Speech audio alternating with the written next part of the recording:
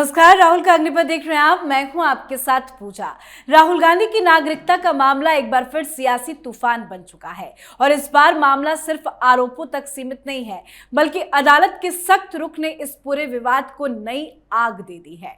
Allahabad high court की Lucknow bench में चल रही इस हाई प्रोफाइल सुनवाई में जिस तरह से राहुल गांधी पर दोहरी नागरिकता के आरोपों को लेकर सवाल उठे हैं, उससे अब राहुल का बचना मुश्किल लग रहा है। जस्टिस राजीव सिंह की सिंगल बेंच ने साफ संकेत दे दिया है कि अब यह मामला हल्के में नहीं लिया जाएगा।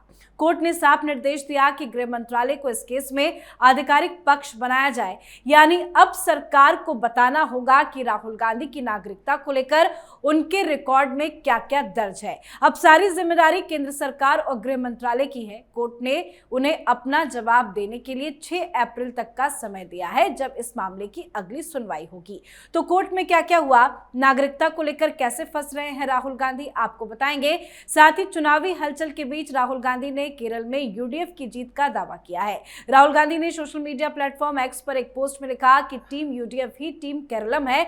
उन्होंने वादा किया कि आने वाली यूडीएफ सरकार के साथ मिलकर वो इस खूबसूरत राज्य के बेहतर भविष्य के लिए हर संभव कोशिश करेंगे। उन्होंने विश्वास जताया कि केरल जीतेगा और यूडीएफ नेतृत्व करेगा। तो केरल में क्या कुछ चल रहा है, इस पर भी चर्चा करेंगे। मेरे साथ स्टूडियो में मौजूद हैं कैपिटल टीवी के एग्जीक्यूटिव एडिटर राजीव जी। सर, आपका बहुत बहुत स्वागत है। कल हम चर्चा कर ही रहे थे राहुल गांधी की नागरिकता को लेकर। कोर्ट तो काफी सख्त नजर आ रहा है, क्या कुछ हुआ कल की पूरी सुनवाई के दौरान? देखिए, कोर्ट इस बात के लिए सख्त है कि सरकार आखिरकार इसमें अपनी भूमिका संशय से भरे हुए क्यों रख रही है जी। सरकार ने इतने साल तक रिपोर्ट सौंपने में देरी क्यों की?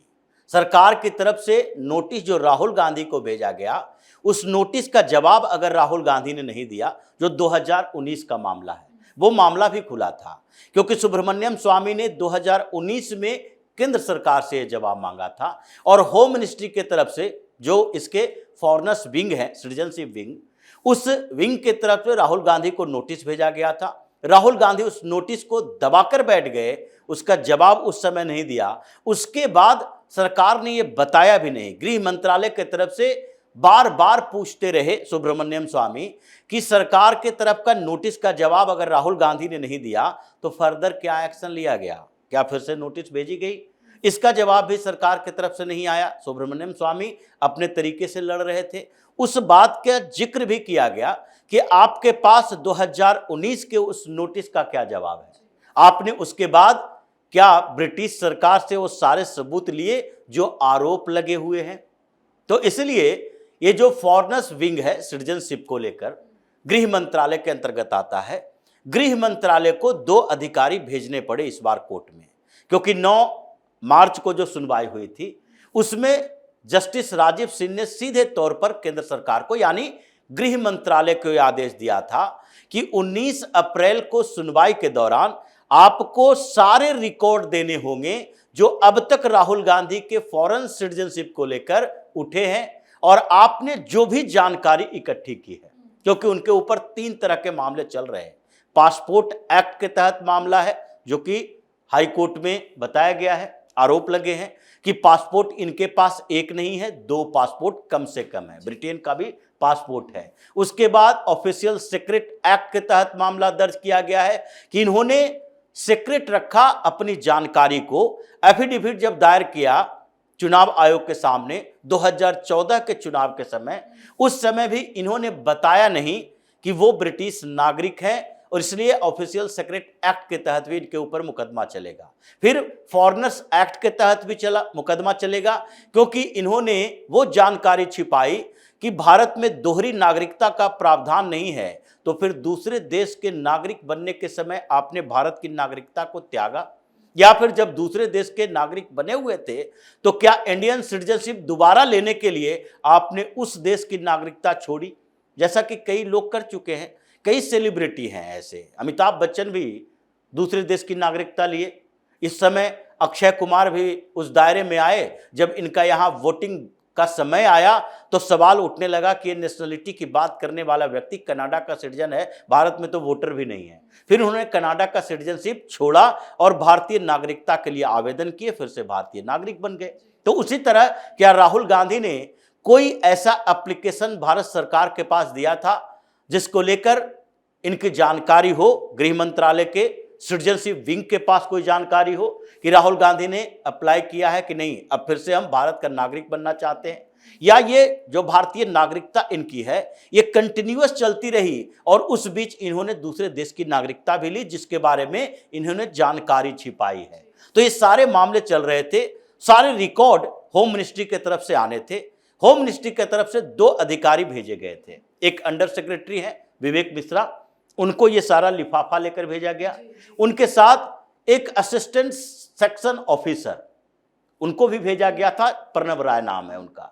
इन दोनों अधिकारियों को भेजा गया था, लेकिन इन अधिकारियों ने रिक्वेस्ट किया जस्टिस राजीव सिंह से कि ये जो सुनवाई होगी बड़ा सेंसिटिव मामला है, अभी तक हमारे पास जो रिकॉर्ड है उसमें भी थोड़े बहुत कंफ्यूजन है, लेकिन कंफ्यूजन होने के बावजूद हम ये कह सकते हैं पूरे विश्वास के साथ कि राहुल गांधी की नागरिकता को लेकर संशय हमारे पास भी है, शक हमें भी है, कंफ्यूजिंग डॉक्यूमेंट्स इन्होंने भी दिया है जिसको लेकर अभी भी वेरिफिकेशन हमारा चल रहा है।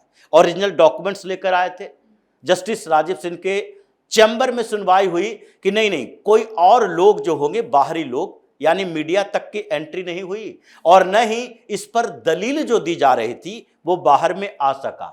इन दोनों के अलावा वकील थे और विघ्नेश शिशिर अपने मामले की खुद ही हैंडल कर रहे हैं, वो खुद भी वकील है तो वो भी अंदर थे और इन लोगों ने सुनवाई में देखा और जस्टिस राजीव सिंह ने वो सारे डॉक्यूमेंट्स खुद वेरीफाई किए, देखे और उसके बाद ओरिजिनल डॉक्यूमेंट जो थे उसे फिर अंडर सेक्रेटरी विवेक मिश्रा के पास सौंप दिया कि ये ओरिजिनल डॉक्यूमेंट्स है, ये कोर्ट में नहीं रह सकता, बाद में अगर लीक हो गया, परेशानी पैदा हो गई तो ये ओरिजिनल डॉक्यूमेंट्स सरकार के पास ही होना चाहिए और उसका जेरॉक्स कॉपी हमारे पास रहेगा, क्योंकि आगे जो हियरिंग होगी उसमें इसकी जरूरत पड़ेगी जब ये तथ्य सामने आ जाएगा कि कौन कौन से डॉक्यूमेंट्स हैं जो सही हैं, कौन कौन से गलत हैं।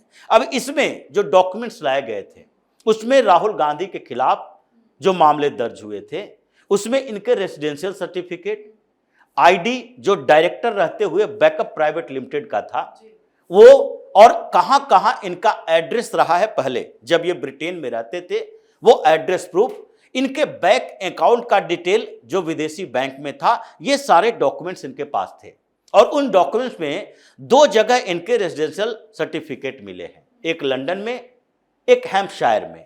ये 2 जगह पर इन्होंने मकान लिए थे और उस मकान में ये रहते थे, वहां का वोटर आईडी कार्ड का भी जिक्र किया गया है कि किसी एक कारपोरेशन के चुनाव में इन्होंने वोटिंग भी की थी। उसके अलावा ये जो 2 एड्रेस दिए गए उस एड्रेस के आधार पर ही एक कंपनी रजिस्टर्ड करवाया था बैकअप प्राइवेट लिमिटेड और उस कंपनी के डायरेक्टर थे, तो डायरेक्टर का जो आइडेंटिटी कार्ड होता है उसमें भी इनके रेजिडेंशियल नाम था और उसके बाद रेसिडेंट का एड्रेस भी था दिया हुआ, उसका भी जिक्र किया गया। फिर इसके बाद उस कंपनी के बैंक अकाउंट तक पहुंचा गया कि फॉरेनर्स अकाउंट भी राहुल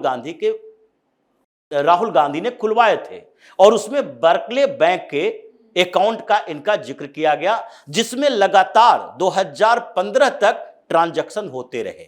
2015 में वो कंपनी बंद कर दी गई, राहुल गांधी उससे बाहर निकल गए और उसके बाद से ट्रांजैक्शन नहीं था, लेकिन बर्कले बैंक में राहुल गांधी का अकाउंट खुला हुआ है जिसमें सारे ट्रांजैक्शन थे। और जब बैंक का अकाउंट है तो आपको उस बैंक में भी अकाउंट खुलवाने के लिए रेसिडेंशियल सर्टिफिकेट देना पड़ेगा, पैन कार्ड देना पड़ेगा, अलग अलग देशों में जो प्रूफ चाहिए वो प्रूफ देना पड़ेगा। ब्रिटेन के बैंक में अगर आप अकाउंट खुलवाए हैं तो आपको रेजिडेंशियल प्रूफ तो देना पड़ेगा, तो इसलिए वहां के एड्रेस का जिक्र था। इन सारे प्रमाण पत्र के साथ सुनवाई शुरू हुई और उसके बाद ये सारे प्रूफ के बाद कहा गया ये जितने प्रूफ हैं ये सारे प्रूफ विघ्नेश शिशिर ये वेरीफाई नहीं कर सकते। इन्होंने आरोप लगाया इनके पास सीमित संसाधन है और सीमित एक्सेस भी है, ये ब्रिटेन के गवर्नमेंट से सारे डॉक्यूमेंट्स नहीं ला सकते। तो इसलिए अब इस मामले में जब प्रथम दृष्टया लग रहा है कि राहुल गांधी ने कुछ चीजें छिपाई है, जब इन्होंने 2014 के चुनाव लड़ने के लिए फैसला लिया था तो चुनाव आयोग के पास दिए गए एफिडेविट में इन्होंने ये बताया था कि वो एक कंपनी चलाते हैं ब्रिटेन में, उस कंपनी का रजिस्ट्रेशन है बैकअप प्राइवेट लिमिटेड, और उस कंपनी के ये बोर्ड ऑफ डायरेक्टर में शामिल हैं, डायरेक्टर भी हैं।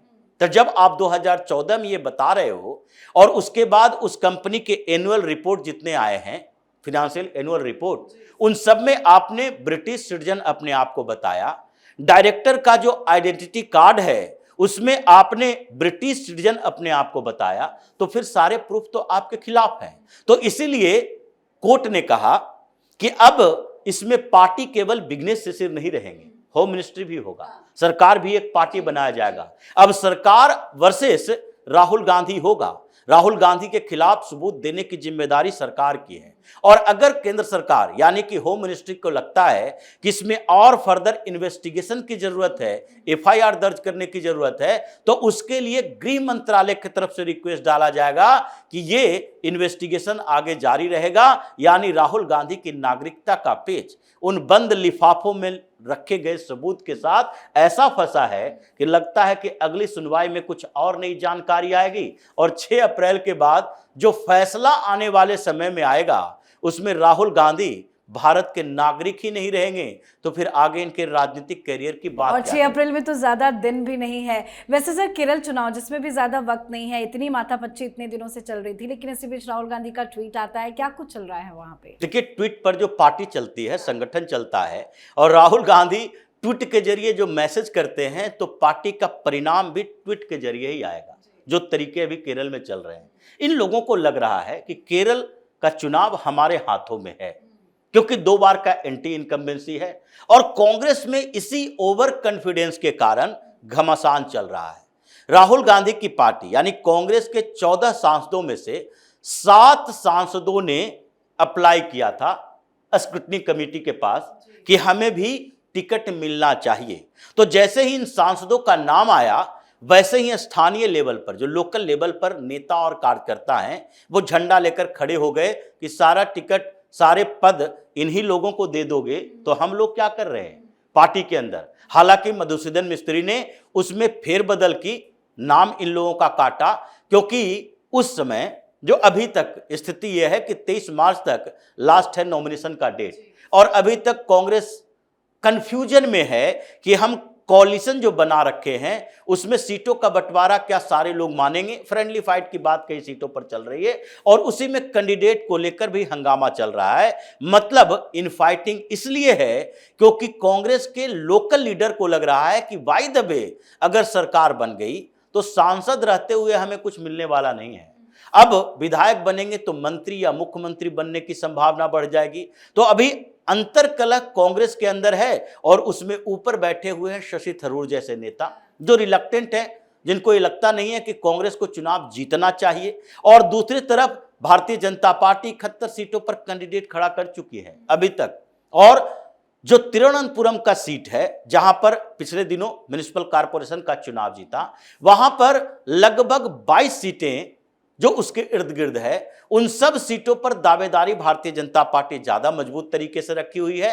तो ये थर्ड फ्रंट जो भारतीय जनता पार्टी के नेतृत्व में एनडीए का चला है, इसके कारण यूडीएफ और एलडीएफ की राजनीति में डेंट तो लगा, लेकिन इस बार फाइट भी एलडीएफ वर्सेस यूडीएफ नहीं होगा, बल्कि त्रिकोणीय मुकाबला होने की संभावना है। और यही वजह है कि कांग्रेस का पेच भी फंसा है, क्योंकि अगर मुस्लिम लीग, जो कि इस बार लग रहा है कि ज्यादा आक्रामक मुसलमानों के मुद्दे पर होगा, उसका नुकसान दूसरे क्षेत्रों में हिंदू वोट को लेने में कांग्रेस को पड़ने वाली है। और इसलिए राहुल गांधी अभी तक केरल चुनाव के प्रचार में पार्टिसिपेट तक नहीं कर पाए। बहुत बहुत धन्यवाद सर समझाने के लिए। धन्यवाद। तो 6 अप्रैल की तारीख काफी अहम है, क्योंकि उसी दिन पता चलेगा कि सरकार के पास मौजूदा दस्तावेज में राहुल गांधी की नागरिकता को लेकर क्या क्या छिपा है। और जिस तरह से कोर्ट सख्त है, सरकार का मूड है, उससे राहुल गांधी तो अपनी नागरिकता को लेकर फंसते ही दिखाई दे रहे हैं। तो वहीं केरल चुनाव से पहले कांग्रेस की एकजुटता भी अब खुलकर सामने आ गई है।